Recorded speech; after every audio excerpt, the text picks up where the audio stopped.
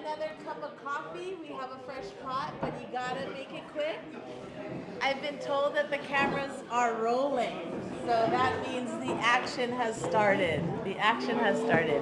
Mahalo nui for everyone for coming on your beautiful Sunday mornings and choosing to spend it with us here at the Donkey Mill. It's been a few years that we've had this Sunday event with the Kona Coffee Cultural Festival, and it just brings us so much joy to be able to share this space with you. It's just to see all of your faces here with all of your knowledge that you bring with you, all of the action that you each do in your own lives for the community, for each other, and it's just a really special moment to be here with all of you. So from the bottom of our hearts here at the Donkey Mill, mahalo nui loa for coming and sharing this morning with us, and for the incredible spread of food. So let's give ourselves a hand for that. You know, farmers, our local farmers never disappoint with the gifts that you guys all keep providing with us. So mahalo nui for all of the gifts that we're sharing today. And we hope that this conversation, in a lot of ways, is just planting seeds for future conversations as well. Composting, I've learned so much about it from these incredible folks that are going to be talking story today. And in our mill hui, in a larger hui too of artists, and then of course with the artists that are in the show, you know, finding so much wisdom in the process of composting and how it can serve as a larger model outside of a regenerative practice to feed our communities, to be economically sustainable, but the other lessons that compost holds that, you know, hopefully from today, from the incredible artworks in the show, that these wisdoms, these lessons will emerge on their own time, and that this is, again, ongoing discussion. But mahalo, mahalo, mahalo for you guys. Thank you. My name is Mina, Elison. I get to be the curator here at the Donkey Mill Art Center. Today's program is with our exhibition, Compost Culture, the Art of Regenerative Transformation. And part of the title, right, Compost Culture, is when we were developing it, it's like, how do we develop a community that values this culture surrounding composting? And so as we were developing the program, and we've, you know, using the exhibitions as a way to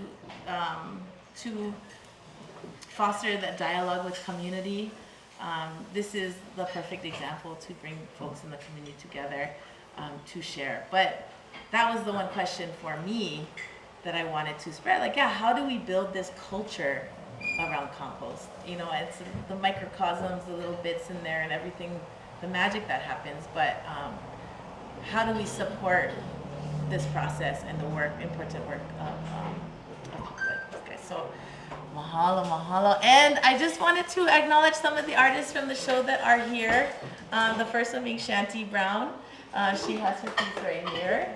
And Chris Pasquale is here in the back. His photographs are in the corner. And Sun, her weaving piece. And Gerald, Lucina, the incredible, who's been making coffee and doing so much. And Leah Meredith. And right next to her, George Place. And I cannot forget Wilfred Yamasawa. And I had my list and I just went off of it. Sarah Indio is here with her incredible fashions made out of recyclable materials. And I better not be embarrassing myself. Okay, excellent. It really is such an honor to bring this group of talented folks together, who I've met over the course of a few years since I've been here. And you know, I've learned so much from them. It reminds me of that Olelo no Eao that talks about, you know, folks, you never have your hands up, right? They're always working and involved and so humble and generous in the knowledge that they share in the community. So I'm going to introduce them and then we can get to it. and like the title of the program is Break It Down. We can break it down together. Shantee Brown right here, she was raised in Waikoloa and spent most of her adulthood in North Kona, and her mom instinctively composted in their backyard and normalized it from a young age. Shantee spent her time with Master Gardener Margaret Krim, who instilled in her the importance of soil building. And while living in Seattle, Shantee volunteered as a lead composter at the Beacon Food Forest, where she also received a Master Composter Soil Builder certificate from Seattle Tilt. So, mahalo Shantee for being here with us.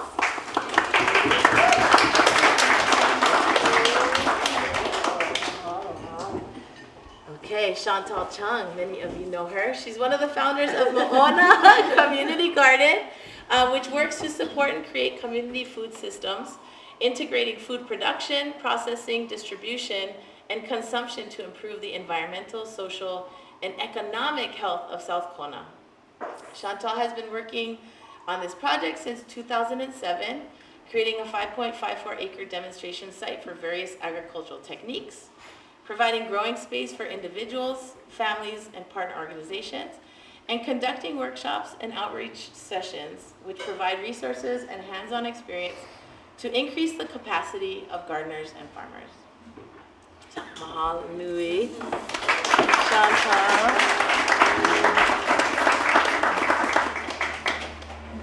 Thank you. And last but not least, Deano Maruyama. He has the mission to transform green waste that would otherwise fill our landfills into nutrient-rich compost. He is the owner of Organic Matters Hawaiʻi, and inspired by the necessity to create a local, sustainable growing material for our community, his company is rooted in the responsibility to be stewards of the land. So, mahalo nui Deano.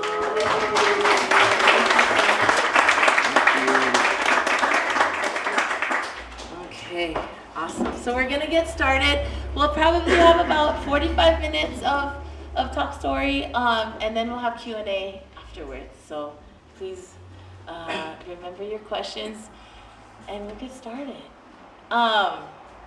Was hoping that each of you could share a little bit about how and why you got into composting, and how that leads you into the work that you do today.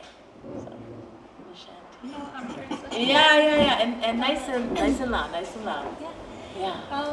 I guess, just from being at home and kind of having a really vague understanding of composting, and then I worked in the resorts for a long time, and I focused on local food, and I kind of wanted to see if I could jump into that field, and took a little step into trying to connect to that world, and got to connect with Margaret Krim for a short period of time, and thought I was learning about gardening, but she just built soil all the time. And so that little short time kind of set the foundation for when I moved away, went to Seattle, and stopped at the food forest, and someone was like, there's a class for composting. I was like, oh, that sounds interesting. Okay, I'll go check it out. And the reason why Seattle Tilt had us doing this master composting course was because they built a facility and pretty much required composting for the whole county. And one of the big things that stuck out was that in the 70s, when they started all of these talks, it was because they were trucking their compost 300 miles away to the landfill. And they were doing something about it and were making beautiful compost. And I was thinking about back home and how our landfill has been full my entire life, and how could we translate some of these things that are happening elsewhere here? Like what would match with our culture and our needs? And then I got to spend a lot of time at the food forest, and use some of that Seattle Tilt knowledge of connecting with people so that they would understand how to interact with composting, and to make it something that we do at home and in our businesses, so they would know how to interact with the system that's built. But I kind of got to practice just talking story with people so they would understand. And coming home, kind of connecting in the same way. Like as I started working at a food hub and seeing like how the food hub interacts with Maʻona, and seeing the challenges from the inside of the building of how us as the people who work there, how can we interact better with composters.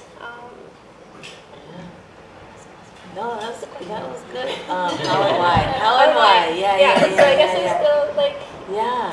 trying to connect with people to understand how we can do more here. Right, And what makes right. sense for us here. Yeah. You know, we don't have to carbon copy anywhere else. Yeah. We have our own Yeah, needs. yeah, So yeah. I guess that's kind of my internal mission. Yeah, and you were sharing the other day like how valuable that composting was. Like Auntie Margaret created just a whole rich space for growing, seemingly out of nothing. Yeah. You had seen the power. Awesome. Deano. Okay. Yeah. The question was, what inspired us to get involved with composting? Well, part of my start with composting begins way back, like all of us, with childhood. My family has been involved with either farming or landscaping or some sort of agricultural field since I was a kid. So, and also, I also fell into it by just random luck too. So I went away to college on the mainland to get a business degree. So I really had no agricultural background. But for my senior project, I had to do some sort of internship. And at the time, my dad was starting his turf grass farm. So I asked the professor if I could get class credit for doing a pilot project on something to do with my dad's farm. At the time, we needed compost as part of that production. So I thought, oh, let's just try this, some sort of vertical integration. And so I ended up doing, I did a kind of a feasibility analysis and went around the West Hawaiʻi area and visited some sites and met some people. And there was very helpful people at the time, which is what I love about people who like compost. Everyone is so willing to help. It's very much a community theory or philosophy or just lifestyle, really. So I ended up doing this pilot project, getting credit for it, and then when I moved back home, I just ran with it. I kept going, and luckily I've had so much support from the community because the whole process has been really trial and error. I feel like there was some science, there was some experimentation, but really my whole learning process was based on trial and error. And basically the reception from the community and then being able to actually make a living doing this business is how I got into composting. Yeah, a lot of support from the community and my parents and everyone that I've been working with. And then fast forward to today when people see the big red Christmas truck coming, every farmer's like, oh my God, Deano's coming. Chantal describes my delivery dump truck as the Christmas truck. Oh yeah. Just when it rolls off, I videotaped it rolling off the back because it was like, little farm porn there. It was like, yeah. But it's exciting because it's high quality, right? And attention to detail and high quality. So you're far too humble doing your stuff. Chantal.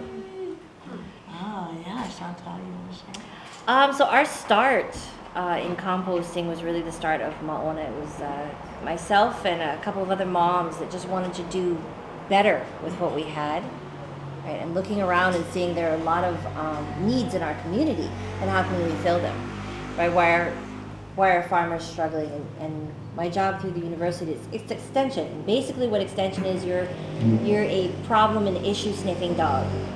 Your job is to go out, find a community need, and then figure out a community program, a way to fund it, a way to run it, a way to organize it, and then hand it back over to the community. That is extension in a nutshell.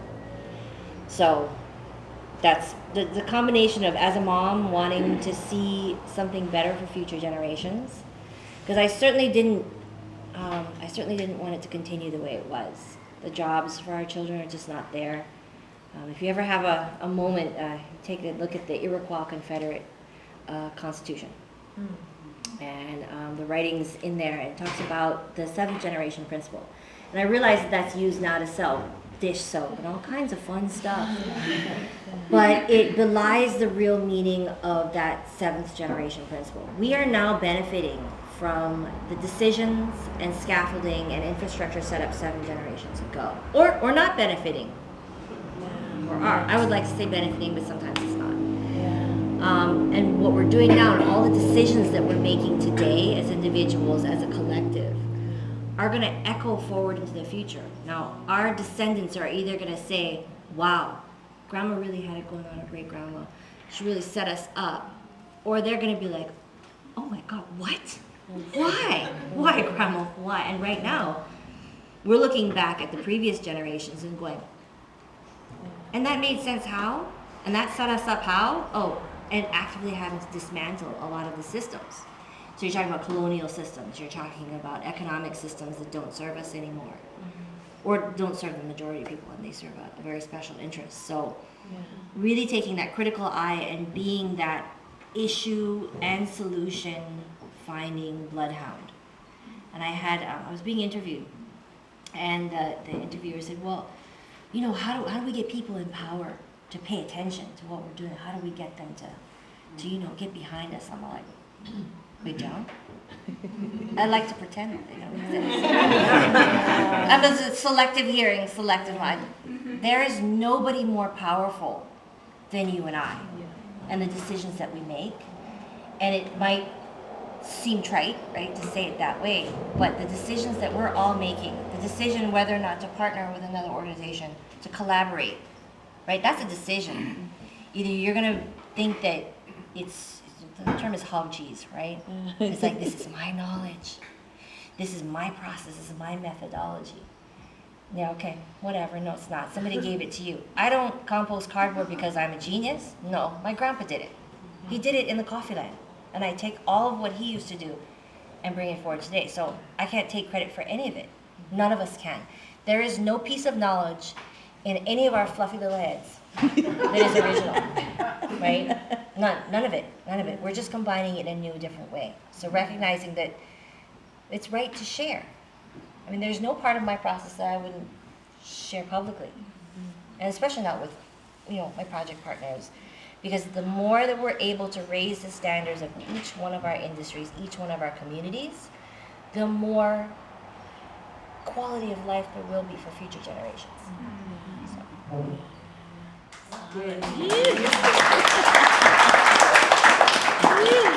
It's kind of fun to hear you say like the industry part of it, because I think sometimes we don't think of like composting and industry, at least, you know, maybe in my small world, but to see that, you know, from you all making changes on a larger scale is really, really cool. So Deano, you kind of got into it a little bit, but could you tell us about your operations and some of the successes you've had in your work? Okay, I'll talk about how it developed, I guess, or how it progressed.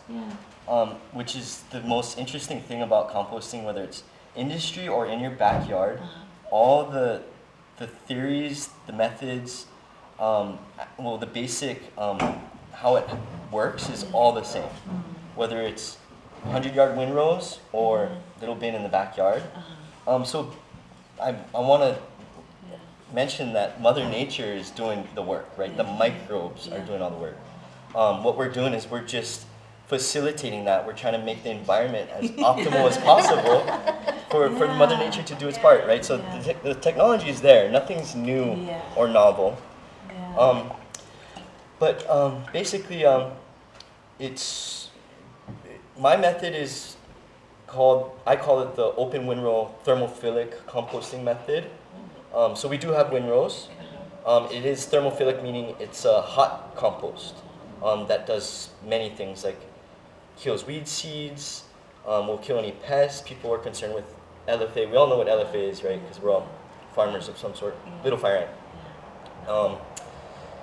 Plant pathogens, human pathogens, and the microbes, at least in those type of microbes, that's their optimal breakdown temperature is like between 130 and 140, Yeah, yeah, 50, yeah. something in that, 120 and 145 Sustained, in yeah. that ballpark.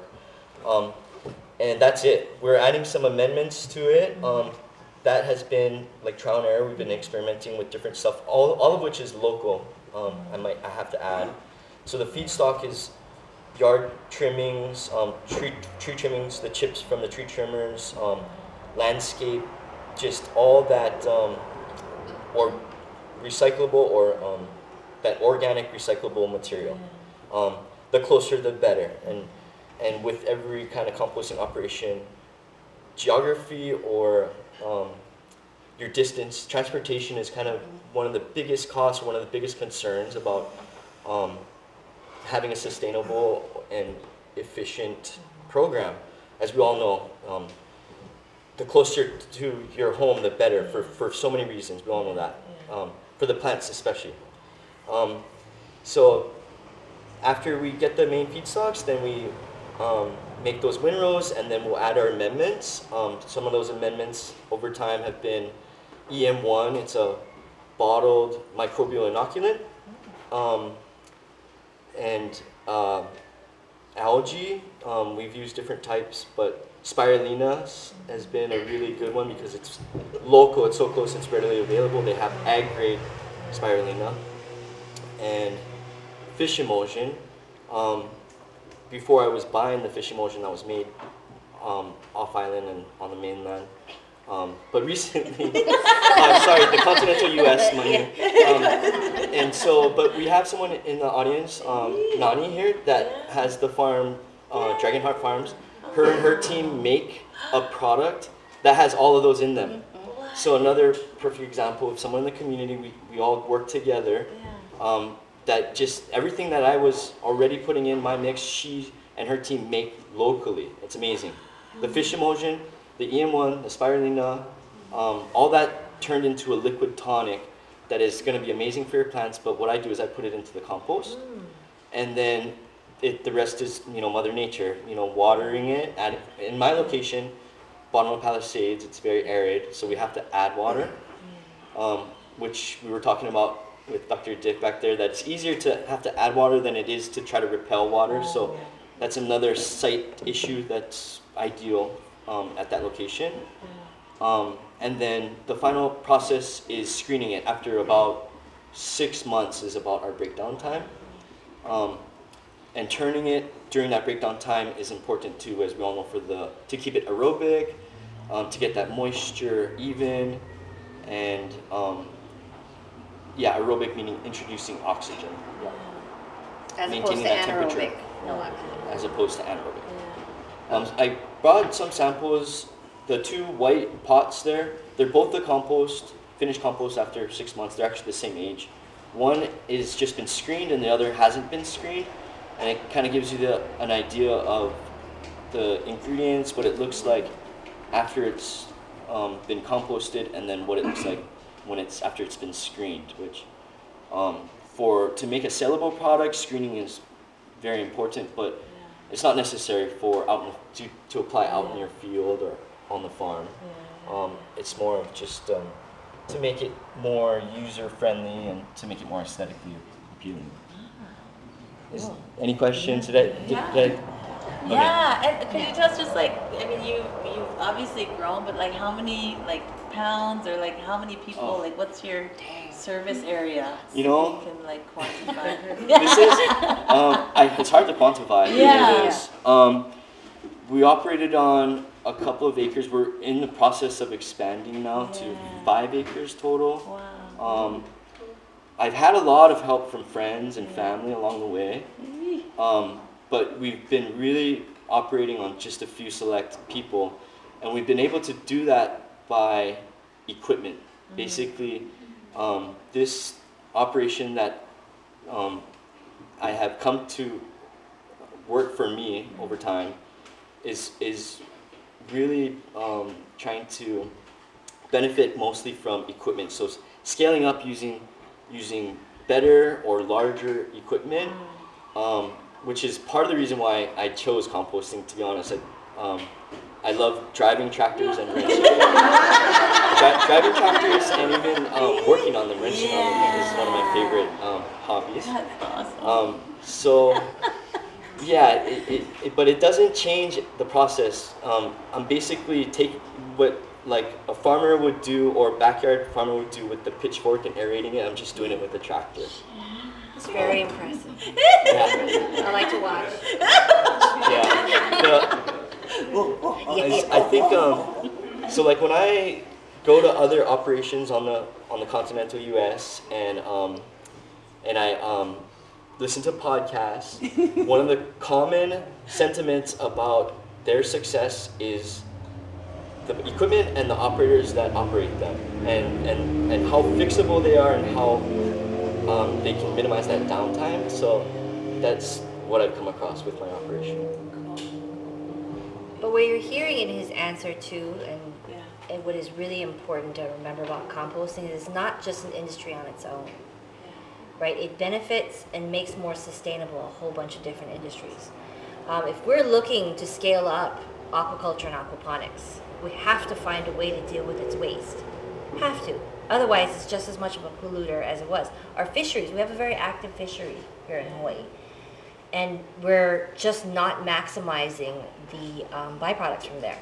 If we want to have those industries be sustainable, if we want to have places like the Hawaii Ulu Cooperative that are processing and benefiting our farmers, something has to be done with their waste. So when we're talking about composting, we're not just talking about our own little industry. It bleeds out economic, environmental, and social benefit into each and every of the connected industries. And Hawaii is a very ag-based, very natural resource-based economy. If we mess with those things, well, we're going to be where we're at today and worse. So we're looking to look at it on a systemic, right? It's not just about composting. It's not just about ag. It's not just about aquaponics. And it's not just about tourism. All of these things are linked together, and composting and better waste management is a way to create more sustainability for all of those industries together. So. It's beneficial to so many people and so many industries, and they all work together. But his work with waste from the aquaculture industry and waste from around is actually really, really great from a research standpoint, because that's what a lot of aquapreneurs, they'll struggle with that part of it, right? Because there's literally nothing other than the landfill because aquaculture mortality is a thing. It's a thing. You have to clean your tanks. You have to clean your sumps. So I work for Sea Grant, and it's a large part of the Sea Grant mission is to talk about sustainable fisheries and aquaculture and aquaponics, and that is a struggle across the board.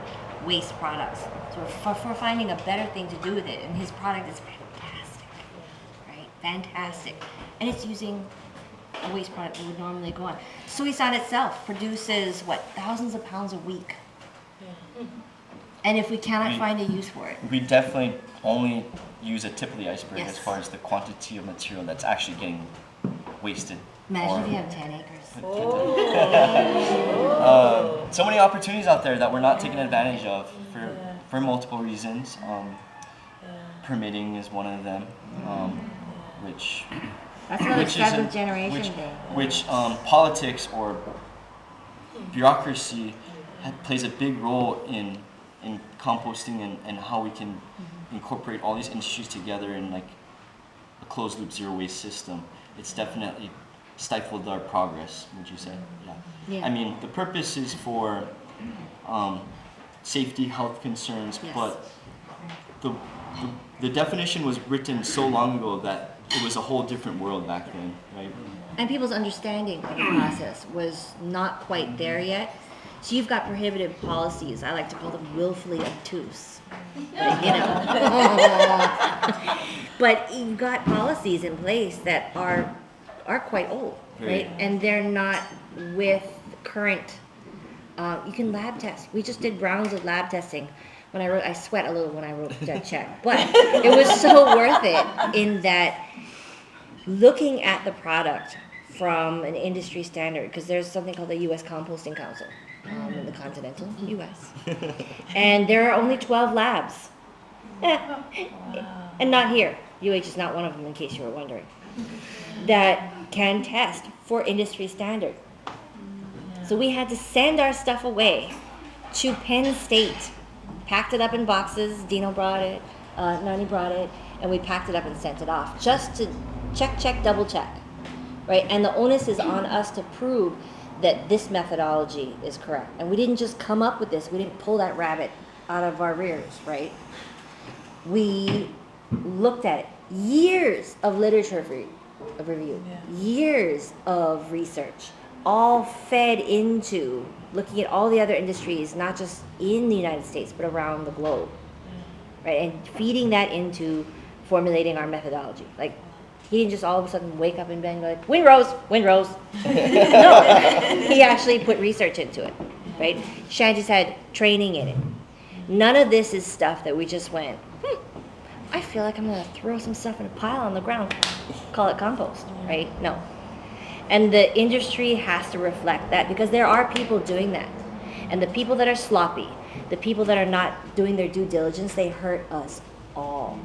And those are the ones that always get pulled up by regulatory agencies. Well, this is going on. Okay, that's fine.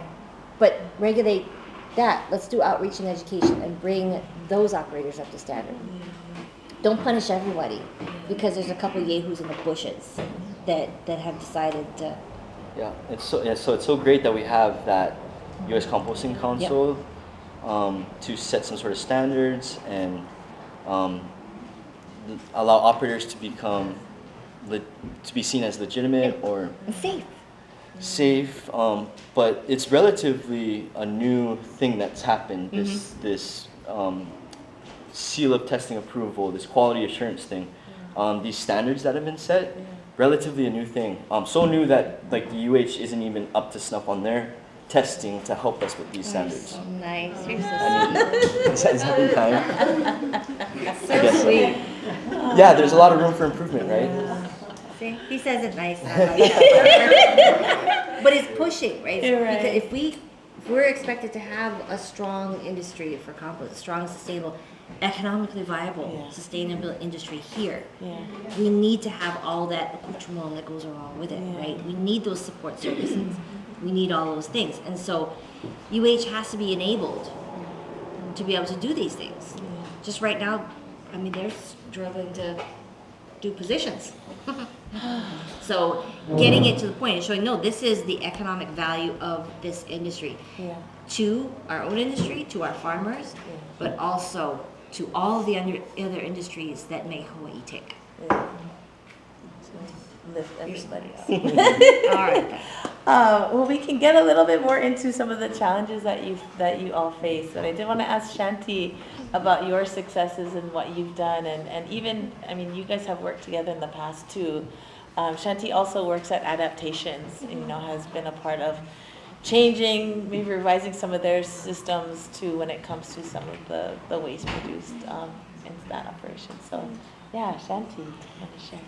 Yeah, I guess I kind of focus more on the social part of composting. The way I see it is it starts in your home or your business, and so as I started working at the food hub and realizing, we could probably interact a little bit better with the system that's here.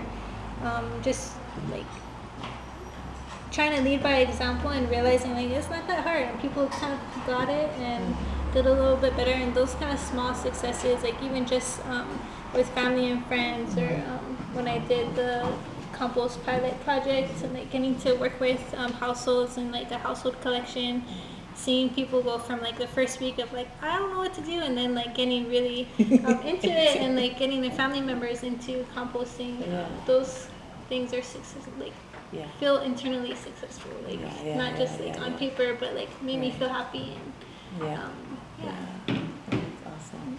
When early on when I met Shantee, I was like, maybe with the mill we could have like a composting workshop, show people how to do compost. She's like, what, I'm not really too interested in that. Like, people can go onto YouTube and find out for themselves how to compost, but I was really impressed about this culture that Shantee wants to create and the vision that she has. So, Yeah. so cool. And even some of the interactions I've heard of your guys' stories with like taking the tape off. Chantal receives a lot of the cardboard boxes, and just working together. Like, no, can you bring them with no tape? Yeah, we're not supposed to be users. Yeah. We're participants. Right.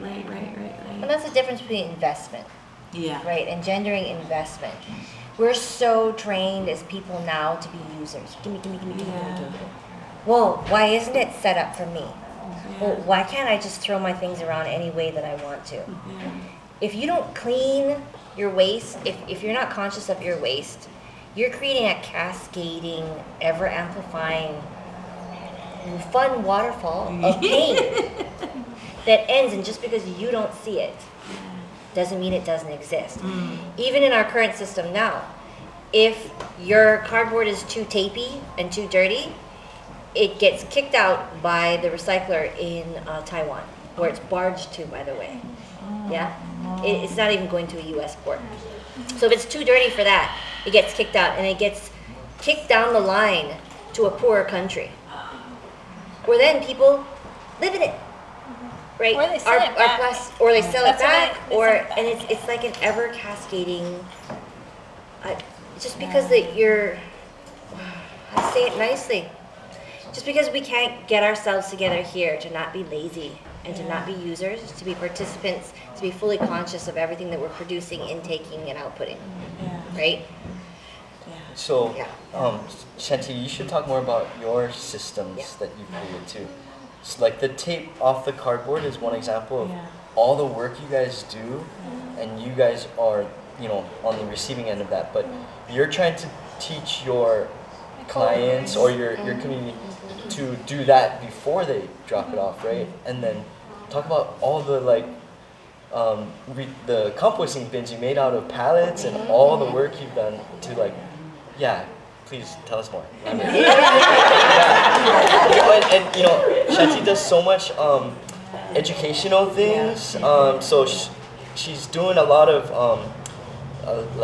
knowledge or awareness based stuff and so much stuff, and that's a lot of work, but so it's not all intellectual work that you do. Talk about the actual physical work that you do. I would say that was a big trial and error pilot program, just because of the time frame, with funding, and it was a little bit crunched, and so it added a little bit to the stressors of that. And composting in a new place for me with different materials, because I used brand new site.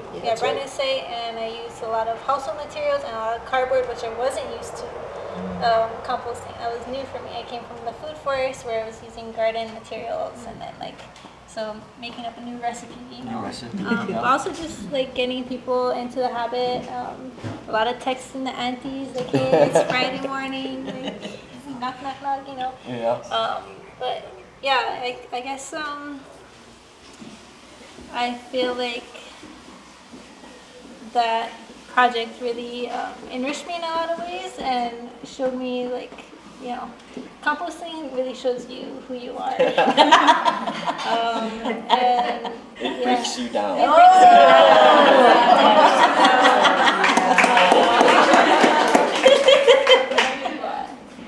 But I guess a highlight was just after a couple months and realizing when I would come and pick up and they're I can see the benefit of this. I don't have to go to the rubbish dump anymore every week, and just those little benefits and how people connected it to their childhoods and right. There's a lot of storytelling. A lot of storytelling and giving them a little bit of an outlet to kind of be able to go back to the practices that they already know of, being resourceful. So I don't think there's that much education that needs to be done. Just reminding. Mostly reminding, and having systems in place. I feel like I did have some internal dilemmas when it comes to bureaucracy and permitting. It's really you faced your fair share, right, of Well, that. it makes it hard to want to step into that role, you know. So yeah, But but as we come together and we work on these things together, it makes it easier for the next generation. Like, Yep. you know, just like, you know, my mom not really knowing what she did, and like, you know, I got to see some of that, and then like can build on it, and then hopefully someone else can spark more. And just like, you know, when you have your second generation of composters come up behind you, whether they're blood or not. Yeah. Awesome. But did you feel like, I know we're talking about happy stuff, but right? Well, I know you got to dig into the challenge. Yeah, the challenge. What was I had the model, the system? So it was door-to-door pickup, right? Yeah, we did a door-to-door collection. So first, just going and like recruiting people, Right. like literally just showing up in their front steps Right. and like talking story about it and getting them to consent and be excited about it, because it was a weekly pickup, and so then it's like that one person that I'm going to talk to has to go and train their family basically, and then from that, just like having enough mass to be able to compost, making sure I have the right ingredients. With the homemade bins. With the out homemade of pallets. bins, yeah. A lot of people helped to build those, so that was really nice. But And then having the workshops, people coming for those workshop days, yeah, and then yeah. having the finished material be available back to the same community that it came from. Actually, I did not get to that point. Oh, okay. Yeah, Well, I didn't feel like it was. that was the intention. I didn't feel like it was quality enough for me to Of high share enough it, just quality. because of like the time crunch to start. Had like a different imbalance. I didn't feel like yeah. So, but that was like a challenge of being able to get to that spot. But also, yeah, with funding and with like what I really appreciated was when the county shared money with us. Like we asked, this is what we need, and they're like, oh wait, that makes sense, and we were able to work with that, and some other funders that we had for the project. We're kind of like, we need this in this period of time, and that's something that I feel like for I guess grant-based projects, you kind of run into that of like, if your funders are gonna be willing to just work with you is what you're ready to do, or if they're gonna kind of crunch based on some other model that doesn't fit the place or the system that you're trying to create. So There's the issue that comes with the data. with data, Right. Yeah. So there's a disconnect too, right? Mhm. I know that we both felt uncomfortable Yeah. with certain types of data being collected from our community members. Just a point at which you go, Yeah. back up.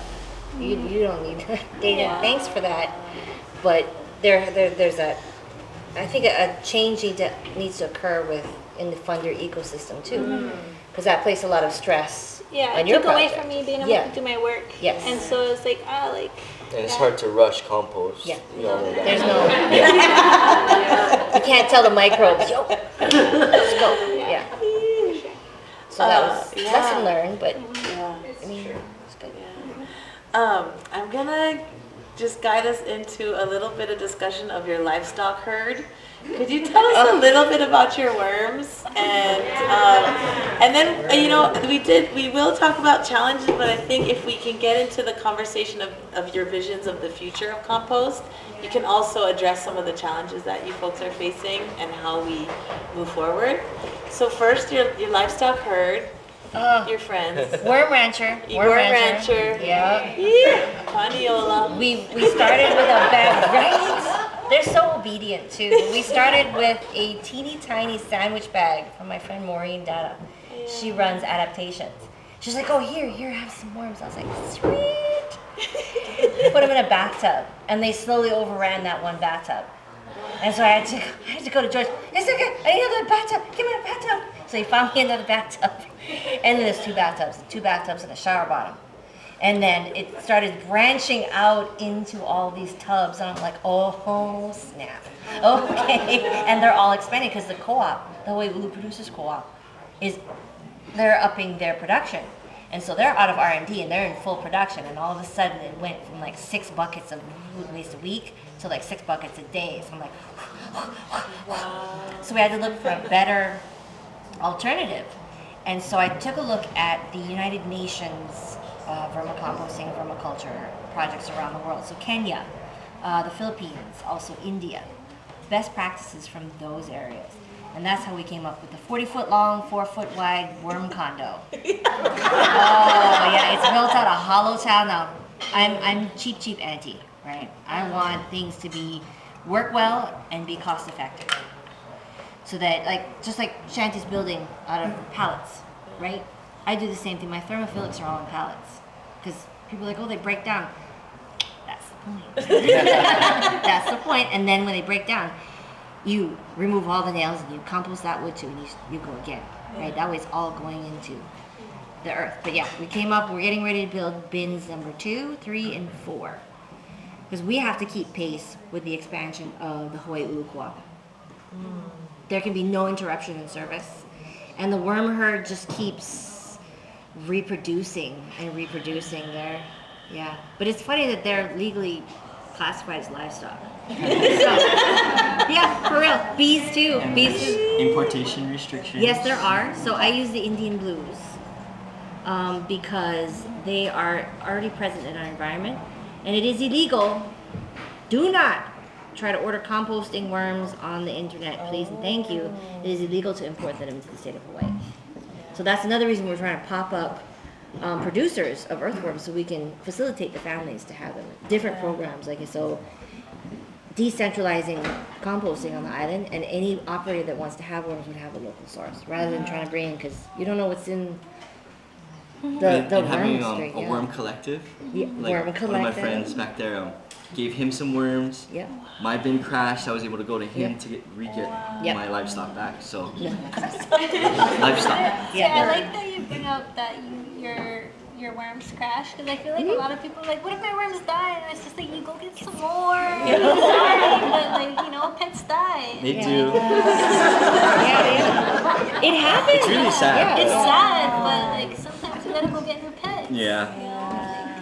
And from a sustainable source, from a local source, you can go back and forth with either ours or your friends, and there's sources, right, facilitating that. But yeah, they do. I haven't had a little herd crash yet, not good. But yeah, it happens, and people get all depressed and upset, and it's okay. It's totally okay. There are more. They didn't suffer too much. Can you talk about what makes them crash? Yeah. Oh, so many things. So many things. So worms they're mesophilic, so they don't like hot. So if we went into his windrows and we chucked a ball of worms, they'd all die. Hot, too hot. They don't like it at all.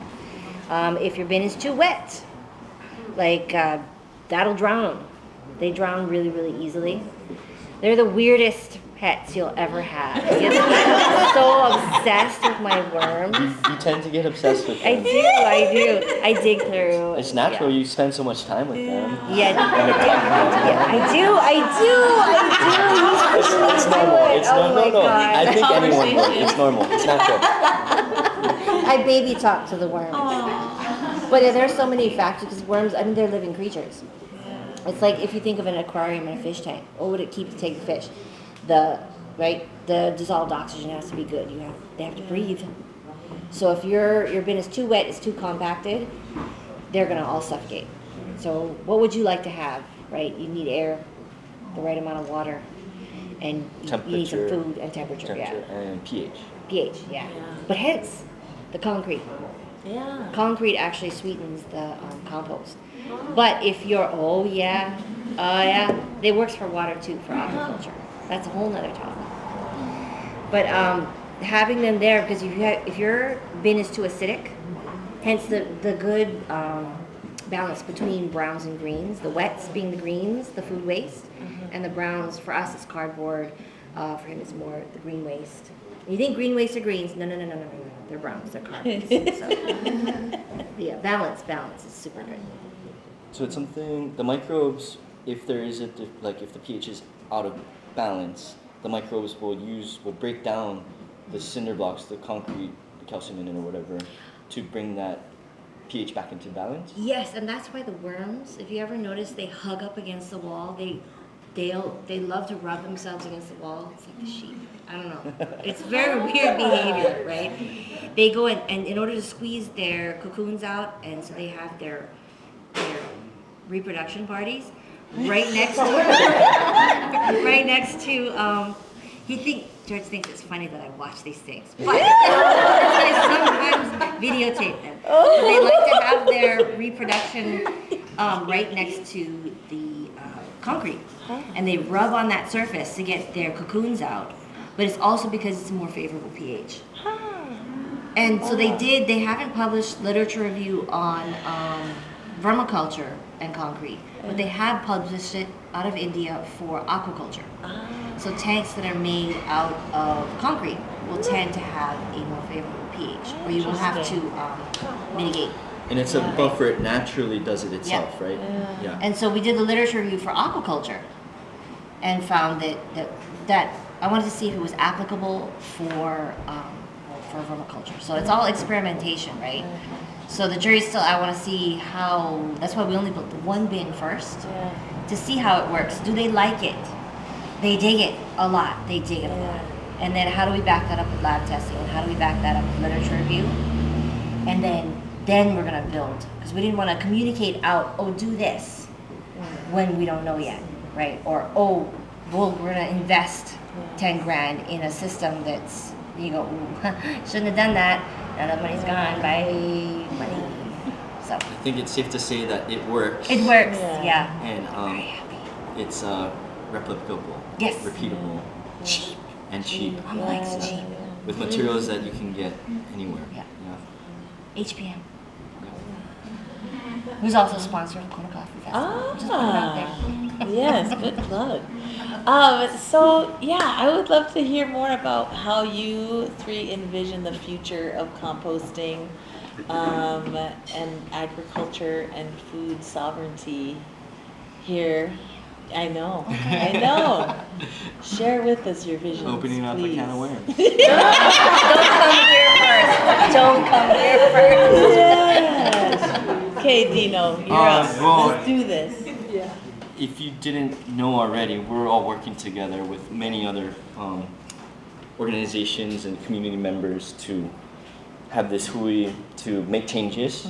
Because so we collectively do have a model or some sort of method that's different from what we have now with the county system to improve the composting,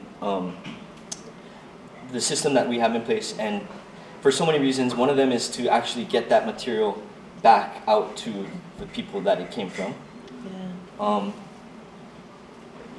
Can you elaborate for me, please? For us all? Basically, that's the gist of it, right? Yeah. So there's it's so much though. Okay, so the model. So just real quick, and then I'm gonna let you guys follow up. The model we have now is centralized. So we only have 2 sites on the Big Island, one in Waikoloa, one in Hilo, that accepts green waste from the public. That's a county contracted site there. So it's paid by taxpayer money, and the contract is by a private business, a private entity. They make a lot of money. Their function is to accept the raw green waste and grind it up and then get rid of it. I'm not going to say that they're like helping to disperse this back out to the public. That's not even their intention. They don't really care except to stay within their permitting limits, which is they can only have so many thousands of yards on site at any given time. So their incentive is not to get that valuable material back out to the public, and us as community composters, that is exactly our intention, is to both become a zero waste system where that material isn't getting wasted or going into the landfill, but also that it can be returned back to the people, the community that needs it. Our model, we haven't exactly came up with a specific model, but basically we want to take that centralized system and kind of replicate that into satellite sites with community projects, or private enterprise or county-run sites, however, but basically to take that centralized model and decentralize it so that, as we talked about earlier, transportation is the biggest cost of this. So from what comes from that region or area will get processed and stay in that region or area. It just makes sense, right? So. And in that system, though, right? So we're talking about different operators at different size. Yes. Right, and the ecosystem of composting and the ecosystem of that industry needs to accommodate that. Because I can't do what Deano does. Holy moly, no. No. Me and my little worm ranch. That's a very specialty product. And all, the contractors on a whole different scale, and also operating within a whole different world of constraints. So we've got to make an industry that's collaborative, an ecosystem where we're sharing, right, the load, because that system also is set up not to be economically viable, right? They're always going to have to be subsidized because it just doesn't make that logistical sense. How do we make something like Deano's done an excellent job making his business logistically make sense, right? Really take it, and don't down on those of us with a business degree, Kay. Okay, we're super important. We do the job, Kay. But doing that analysis, because we can't just all be tree huggers. Love it, wonderful. I am a tree hugger. But we have to back it up with how does this make environmental sense, but not only that, how does it make social sense and economic sense, right? And that requires all of these difference of that ecosystem of all these different sizes of operators. So it's so funny because like we were just talking about how there's no actual competition between anybody. There's so much room for everybody. We need everybody, and it still won't probably be enough, right? Yeah. So it's a zero-sum game. Yeah. Competition is an illusion. It truly is. It's your attitude. It's a sick attitude in the brain that says, mine is better, yours is better, I got this, I'm going to hide this from you. No, sick. Life is a zero-sum game. There's no winners, there's no losers. There is only the degree to which we benefit future generations. The more, there is nothing that I wouldn't do to benefit these two and all of the other partners. There's no piece of information I would withhold. There's no, why would I do that? Because the idea is to move everybody forward all at one time. So We have 200,000 people to feed on this island. Yeah. Like, working at the food hub and like seeing how some farmers act, and like most of them are all like this, and every once in a while you get someone who seems a little cutthroat. I'm like, why? yeah. You're barely like scratching the surface of feeding us, and that ties into composting right there. It's all about how we feed ourselves. There's a colonized mind hears ours and thinks of possession.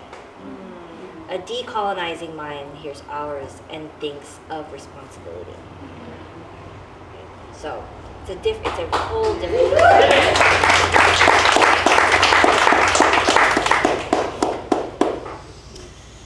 Whew, you guys, that's Big I goals, want to. big goals. We'll see. Yeah. We'll see. I'm gonna open it up. I would love to just hear you guys talking about all of your incredible work, but I know we have some burning questions out there. So we have about 20 minutes before 11:30. So our brave souls, and two. Yeah, always brave. We'll just jump in. I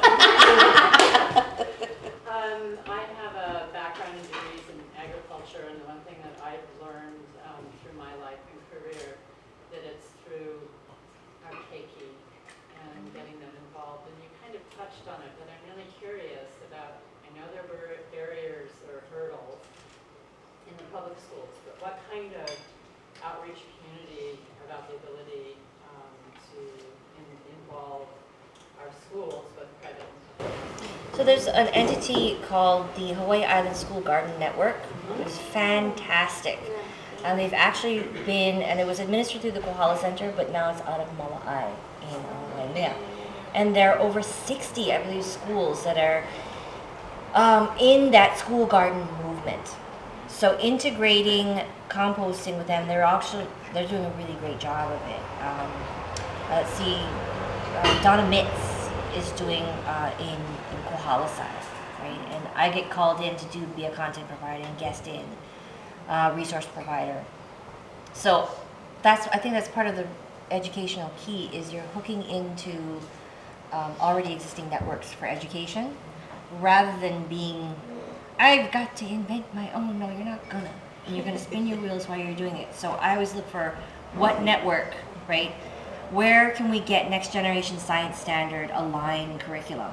Where does it already exist? I do not have to make every piece of curriculum, right? I just need to find a way to plug in what we're doing into that particular curriculum. Kohala Center made an entire curriculum map. It integrates K through 12. Whatever we do. They even have it for composting. They have it in the continental US. They have all of these things already established. Nanakoli too, woo! Yeah. But there's all kinds of existing networks. So just being a content provider, assisting when another entity needs, hey, can you come in and do this presentation? Or hey, can you check out, or we're testing UH Hilo's vermicompost as a part of what we're doing. So including, right, and making it easier. But I made a bin that specifically conquers all of the hurdles that you hear in a DOE school for composting. It has to be movable. Sweet. Cement blocks. Oh, it has to be covered. Sweet. Scrap plyboard cover with weights. Right? Appropriate signage, educational signage. So finding ways to conquer those no's together. Because no just means not right now. That's what that means. Poor King. that's the whole situation at home. He goes, no. And I go, but really? Really? I feel like it's going to be a yes one day. But just finding ways around the nose. Awesome. Right on. Yeah, Wilfred. What you guys said in the beginning about knowledge is not new. Yeah. I mean, nothing original. But the effort is new, right? The effort? The effort is new. Yeah. Oh yeah. The effort Yeah. to go forward with the knowledge is new. Oh, like the Like you guys. Yeah. resurgence of the community and their interest so the in their. important thing is to have a lot of new efforts to make things move forward. So the question is, how do you do that? It's a great question. Yeah. I mean, It's just like Antu's question. Thank you. That was great. And about the educational part for the kids. I've noticed, this is just personal experience, that almost every school has a garden program. That's I think every single public school on the west side has a garden program. I know because I've worked with them, gave them material or helped them hopefully in some way. But that's fairly recent. So there is this uptick of interest. I don't know if it's through new policy or if it's just Nancy Redfeather. Nancy Redfeather kicked that door open with the big boot. Yeah. She went out and she pounded the legislature policy DOE. Tireless, that one. Oh my gosh. Very intense. And she just opened the door for the rest of us. And that's the new. This is new. This is fairly new. I've noticed it. It From was my a personal struggle. experience, the garden program, which they all have like a compost bin, and they're all incorporating that into some sort of lesson in the classroom. So there is. It seems like there is increased interest. How do we increase that more? Great question, Wilfred. Well, how do we create the effort? It's like, how do we recruit younger farmers? Right? It's the Wait, legislation. Uncle's got a secondary. it has to be financially viable. Yeah. Yeah. Yeah. So the thing is, composting related to what? Composting related to, let's say, coffee. How can you make the trees produce 10-20% more beans with better flavor? That kind of studies will kind of like keep this composting thing forward, because you can get a lot of high production new trees by using a lot of commercial fertilizers. But then, the flavor, you could be like drinking, what is it, acid? You have that high acidic flavor, which kind of burns your food. That's where the field trials come in. Yeah, right? that's So why- we've that's why done. you guys have to kind of relate to the industry around you guys. And if we can get some, like when the experiment station got started in the 60s, but in the 60s they wanted to see how they could produce more coffee. So they went to farmers and asked them to do a certain portion of the farm this way.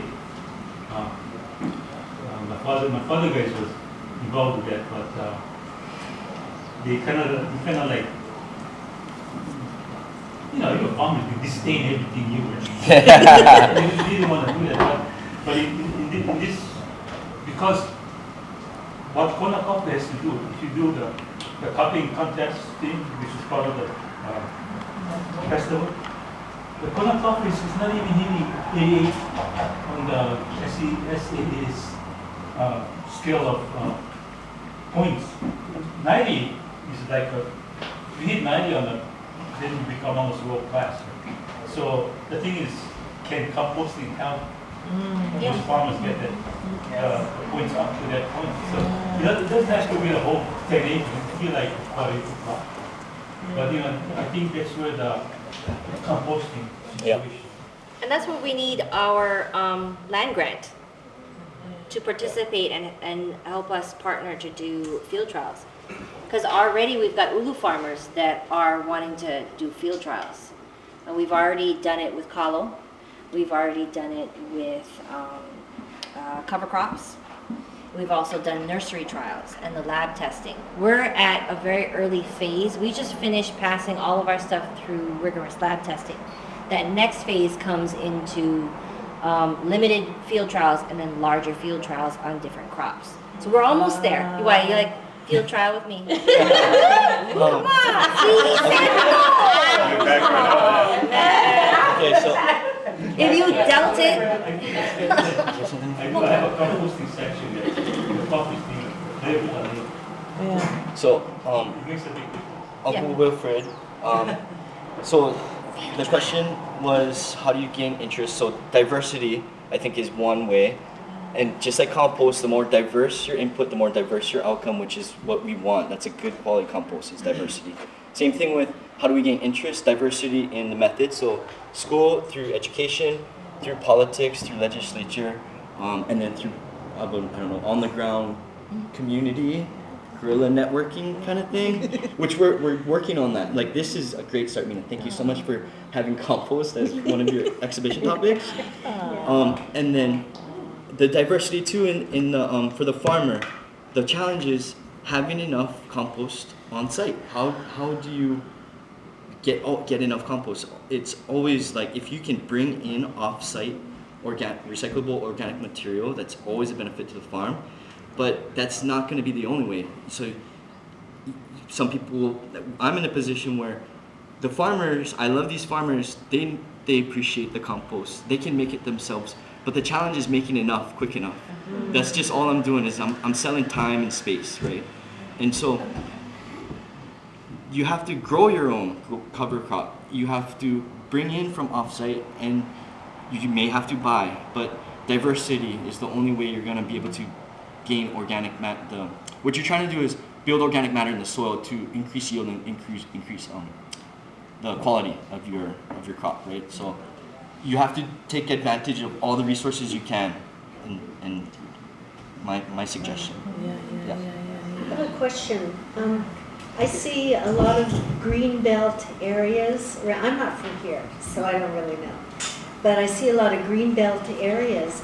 Is there any government entity that can allow green belts to be used as depositories of green waste, where at the very least it can just sit in a pile and become viable as, Yeah, we have too many invasives, I think, to do that. that's one reason why.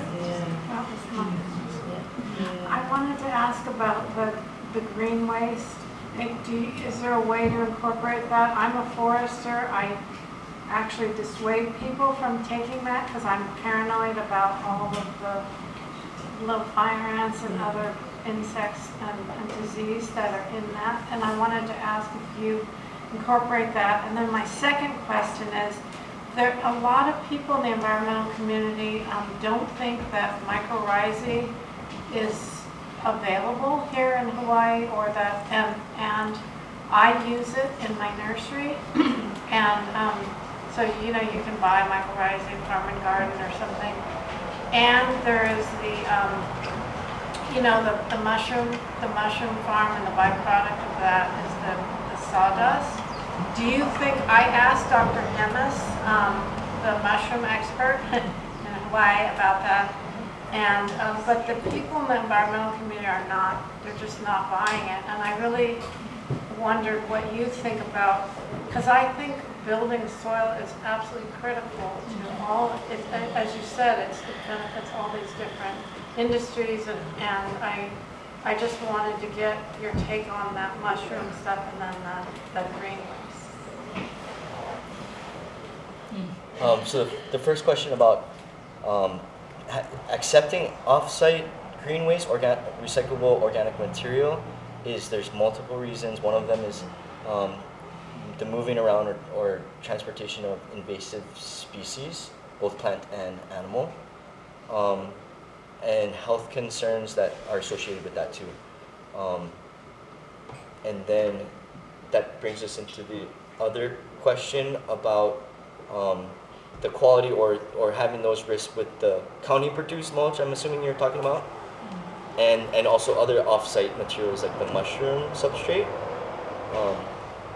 Well, I wanted to know if you think that mushroom substrate has beneficial mycorrhizae that can be added to, I think it does.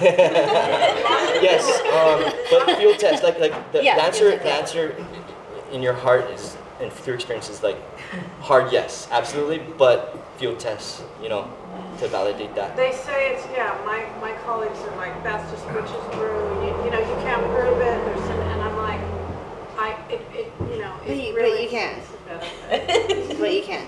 Hence, we just spent a lot of money on lab testing, right? But it's due diligence. In all of these situations, you're talking about the green waste, you're talking about the mushroom, any kind of new feedstock, due diligence. Test it, quarantine it. Don't Take a trust look someone at else's it. test, do your own Trust test. nobody. And you can use that material. The short yes and no answer is, Yeah. you can use that material, you just have to quarantine it and treat it in a hot process, or there's so many methods, solarization, Yep. different methods to, yes, that material is very, very valuable and resourceful if you take the due diligence of making sure you're not spreading it directly into the field where any of those pests, if there were seeds, can be spread. And so quarantining and then processing, those few small steps to make it very, very, very valuable material. Same thing with the substrate, you want to just test it on a small quantity before you use it in your crop. But that's a whole another opportunity, economic opportunity niche of having somebody go into that mycorrhizal space. Yes. Thank you, and they need to culture it and develop it, and then there's a whole. If there's anybody out there that is willing, please take it on. We need it. Yeah. There's so many Can I just list a couple other, please? Because like OTEC, Alexia, she has the algae farm. Kona Cold Lobster and their processing facility, they do both fish and shellfish. So, and that's where we get some of the fish emulsion material. But all that shellfish, calcium carbonate. That's one. That's one example of all these opportunities. Yeah. So each one of them is almost like a business in itself, right? So much opportunity. So please help us, anyone and everyone. Who's Will? The gentleman in the back. Yeah. Deano, thank you all you guys. I have several questions. Be patient with me. First one is around your organization that is trying to diversify these areas where you collect. Do you have an organization that we can help to support? Number two, have you guys done any field trials with nitrogen-fixing trees such as Calliandra califierces or Lucina leucocephala or Quercus sepium? We've been growing those species on our property for over 30 years, and we've been composting them for that period of time. They still supply lots of organic material. And they prevent erosion. Lots of benefits to them. They do tend to get a little weedy, especially caliandra. But have you done any field trials with that? And how would the farm cooperate with you for field trials? Okay, that was a whole basket. Okay. So it's, Dr. Dick, thank you. I think you are the person that's doing the studies right now. Yeah, so what Dr. Dick has been, what little I know about Dr. Dick's farm, great farm, is they, because of the challenge of being able to have enough carbon, nitrogen, organic compost on your farm, they've been growing nitrogen fixing plants. So just like the cover crop, one method to increase your organic matter in your soil is to grow that stuff on site. yeah, why do you think I got so much kukui trees? Yeah. So there's many plants like trees, ground cover, shrubs, different plants that will serve that function. Having a diversity, different ones, multiple ones that will be suitable in different areas or places on the farm too. I was looking at your farm as a system-wide thing too, right? No, we have not done, I think the question in there was, have we done field trials yet on the nitrogen fixing? No, we have not. We're just coming out of lab testing. That's the cycle we're in right now. Lab testing and feedstock appraisal and assessment, right? Taking a look at, okay, what did we put in, what came out? There's 3 different labs that we're using. Soon to be 4, because I want to play with UH a little while, just for my own fun and amusement. And then, well, just we'll see how it stacks up. You know, you gotta be, equal. Giving them a chance, I like it. Yeah. Just you gotta have the carrot and the sticks. You can't just be slapping all the time. So I want to see how it does and that's also feeds into the needs assessment. After this stage comes the field trial. So I was trying to recruit Uncle Wilford to be, my coffee field trial. Dang. So close. Dr. Dick, I think because no means just not right now, right? Yeah. I think your what findings you have are super valuable. So that is information that people can use to help each other, help themselves, and help each other. So thank you for doing that. And then By the way, coffee scored above 90. Hey. I think another question in there was, is there an organization that people can support? Is that, yeah. We're 3 different, Yeah. so we're 501c nonprofit, Maʻona Community Garden, right? Deano is business for profit, but we collaborate for fund sources, so we're all collaborating to do. We're there.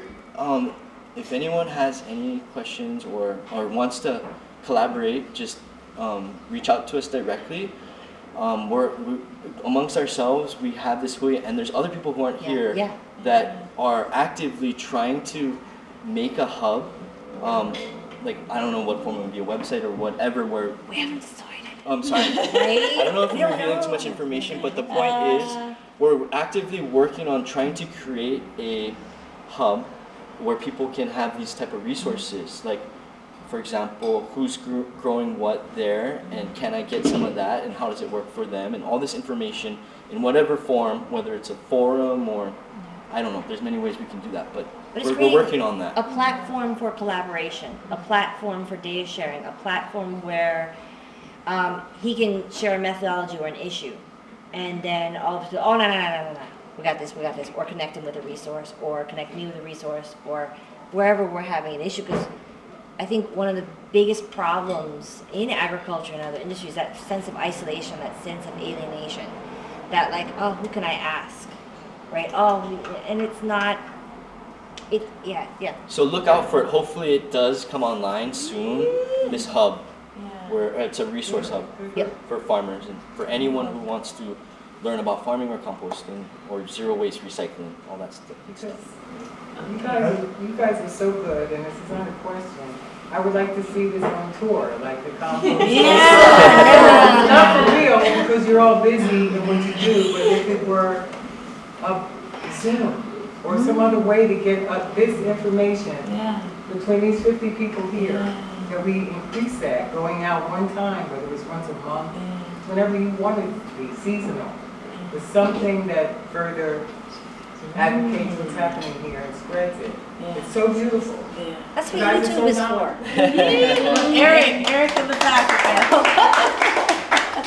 I saw Cassie, right? Yeah, Cassie's been. So I work down at OTEC, and I was just wondering if you could discuss more about like the involvement of aquaculture industry in composting, because I feel like I don't know how many different farms that are actually involved in it, but I know I work at a pretty small one. But like we have, like you said, there are like mortalities, and a lot of that just goes to waste. I hate seeing it. I don't want that stuff going to waste. So take a look at what Sea Grant did in We Michigan. actually are working with them too, because we do That grant is us, work, yeah. So, yeah. Are you with Dr. Haas? No, I or work Kai? at Ocean Era with Neil Sims. Nice, Neil. Neil in his golf cart. There's nothing more entertaining than watching Neil rip around Nell on his golf cart. But Sea Grant, Alaska, Sea Grant, Hawaii hasn't dug into it as much as I'd like them to. But if you look at the template already done by Michigan and then Alaska, both have published results with the combination of agricultural waste and aquaculture waste or fisheries waste. The one out of Michigan is more focused on the Great Lakes fishery, but taking those two and melding them together, and they've already done the work, the template building and all of that, published already. So it's successful in other places. It's just convincing our operators and then creating, the biggest problem that you'll find here or anywhere is logistics, right? It's how do you get the materials in, how do they move? I have a strict, I don't take anything from further than 15-mile radius around Maʻona. That's part of the research, is to develop that decentralized composting network, right? How do we pop off 30, 40, 50 of these small community benefiting organizations in a network, all network together, all sharing? There's some near your farm, there's some near Nelha, there's some, he's near Nelha, give him your stuff. Yeah. But right, it's finding ways. Logistics is the hardest thing. The logistics is such a challenge in itself that itself can be a business. I'm just a transporter of organic recyclable material, and you could be very successful. That's why he can listen to podcasts, because he's like bringing us our Christmas goodies all over I like hearing the question from like having that frustration within your industry, because I worked in restaurants for such a long time, and that when I think about a challenge, I'm like, that's the biggest challenge. It's like seeing all this material and not having somewhere for it to go. And like, you know, like my little pipe dream is like someday maybe the county will just like have a pickup for all the resorts and restaurants and like just process everything, you know, like, because that would, you know, in my pilot program I picked up from households, and I also had like just one cafe, and like how much that cafe gave me versus the households, you know, and like just that targeted, it's the same way of like targeting the aquaculture farms, and like just getting like hyper focused on certain industries to take care of the biggest waste that we have. There's that perishability part of the feedstock that feeds into the logistical challenge, because a lot of these stuff that are so awesome for your compost and for the soil tend to get putrid if not treated quickly, so there's that timeliness of it. But it's such an important part about the collection and then like the transportation and logistics part about it, that it should be almost one task in itself. It should, when you have so many tasks and one of them is the pickup, it's really easy to get stretched thin. So if you can make that a sole assignment, that might help. And as a business, that means that you have to train many different types of workers. So then you better be good at all those kinds of jobs to like lift everyone up too, you know. So kind of, That's part of the study we're doing. We're charting the cost, the actual cost of transport. Right? How many miles? How many miles per gallon is the truck? How much time does it take? Then we calculate carbon emissions based on that, and also cost. So looking at costs on not only just the dollars and cents, but looking at the environmental costs too. And it's not necessarily meaning don't use that material at all. Maybe process it first, like, because when you're done with it and you have that finished super awesome vermicastings, which is right here on the table, check it out. Then the transportation is just like, it makes sense because it's the most highest value material. It's already, you know, been finished product, right? So, Black gold. so how do you process that rather Yeah. than like the centralized system now is trucking over the raw green waste? Well, you're trucking a lot of air, right? Yeah. So don't use that material somewhere else. Just how do you process it to make that transportation most efficient? But isn't there also an opportunity through anaerobic digesters? And I've been reading about like small, where you basically like, collect, like your, I don't know this, I don't know the term for it, but effectively kind of black water where people can put the things that can't go in and collect it. And then there's a business or something that takes that and in balance, being able to have that as a stream, literally. Again, ecosystem based, right? Yes. You're looking at the industry like an ecosystem. There are all kinds. I experienced a 75% reduction in weight between my inputs and my outputs. And so that if I'm processing the vermicast as somebody else's input, it makes it more efficient to get to them, right? And I only take within a certain time. There's been people, can you come and get? You could get all of Costco's cardboard. I'm like, no. We can set up something by Costco, so Costco can do that part of it. We can set up. There's already operators at Nelha working on a biodigester. I'm very excited. Can't say who. But they're already working in, because they've recognized, there's a reduction in weight. There's an ease of, we can be making an input for another contractor. And it's no sweat for them on site because they're already certified for fish and moving. Biodigester is not huge. Everybody has in their brains that a biodigester has to be huge. No, it honestly doesn't, and neither does the worm bin. It can be small operations, but have huge benefits when you're outputting, right? It's just, where is it going, and having a plan for it's that. fair to mention the AD, the anaerobic digester. There is a place for it, but I don't think we're there yet. No. Yeah, because the challenges of the AD is having that consistent feedstock and large quantities of it. Because you could have your AD as small as like a 32-gallon trash can, but the most efficient AD is having large quantities where that methane that is coming off of it, the gas, is burned in a natural gas facility. So you're using that energy. So that's even more where that savings or benefit comes from.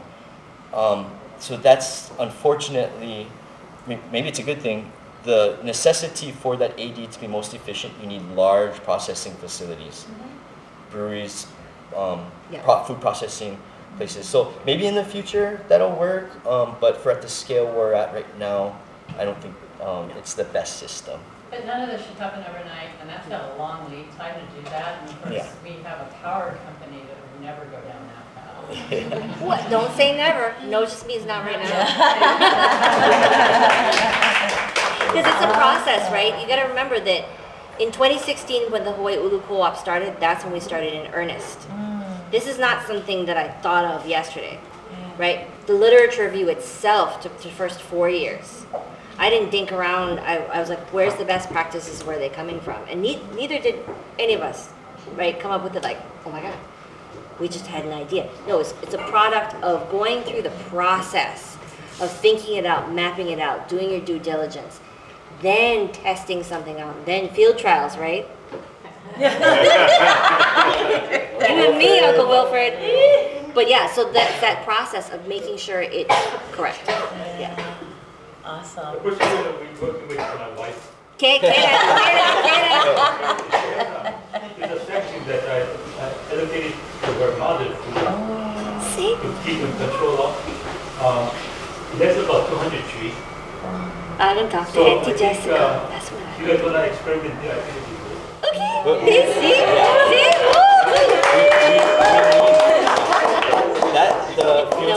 We need the field study because, Next to where Annie's mom, Nice. Okay. more than you know, that information is super beneficial and helpful to us. Yeah, it's super helpful to the whole community. We need those field studies. It's validation, right? Or You too, sir. That's Okay then. Okay, Dr. Dick, and then we're gonna wrap it up. Yeah. So you guys mentioned that you'd like to decentralize this compost.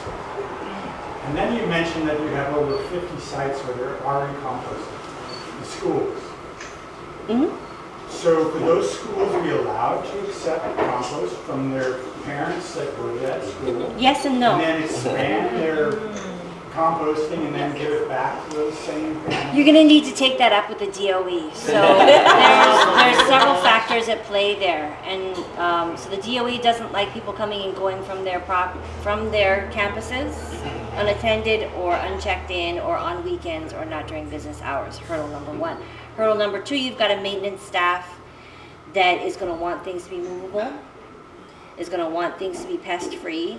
So if at all the perception comes that you're increasing rat traffic or mouse traffic to anywhere near the campus area, you're going to get shut down. So again, we're at the start of a very long process of, yes, we would love for those school gardens to be more of a community hub for composting, but it's not overnight. But that's a great suggestion because the sites that we intend to use are sites that already exist. So something like a school, some sort of community center, some sort of facility that's already there. We already have these transfer stations, right? One example. I don't know if I'm revealing too much information, but these sites exist already. So we're trying to, what's the word? Utilize them for a different purpose. Do better with what we already have. Repurpose these sites, yeah. Making them more efficient, more cost effective, because every penny we save the county is a penny we save ourselves. People think the county is separate from us. It is not. It is us. Then for the county to go along and say, yeah, we need to implement this plan. But we have to do the proof of concept projects first. I mean, they're data driven. They need to see that this works. It's not an overnight thing. And so we've been collaborating with the county for quite some time to demonstrate, okay, this works here, this works there. And really, again, I'll harp on it, but due diligence, right? Do the process, don't rush. It is not a rapid iteration, it is not a pilot project. Do the time, right? Well, that sounds bad, but do it. Take the time. There you go. Take the time. Not do the crime or the time. Take the time to really, really investigate and due diligence. But along those lines, we have had to bend rules or do things that aren't written in the. We've had to do things. Every novel idea you had to make adjustments because if you didn't do that experimentation, you wouldn't have any progress, any progression. So, is it a rule? Yeah. I promise. I think these guys are gonna stay for at least 15 minutes afterwards, but I want to respect everyone's time here. If you have to hele, but mahalo. Mahalo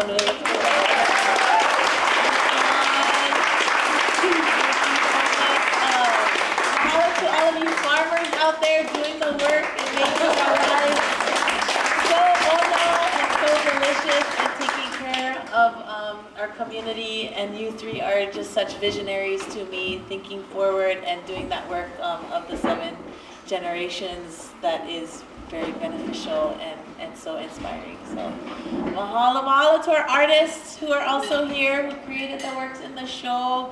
And we can keep the conversations going, and we really all look forward to hearing more about this composting hub and how we can all join together and help the cause. But thank you so much. Mahalo, everybody. And you want to touch and look, brought samples. Oh yes, touch it, and we'll start the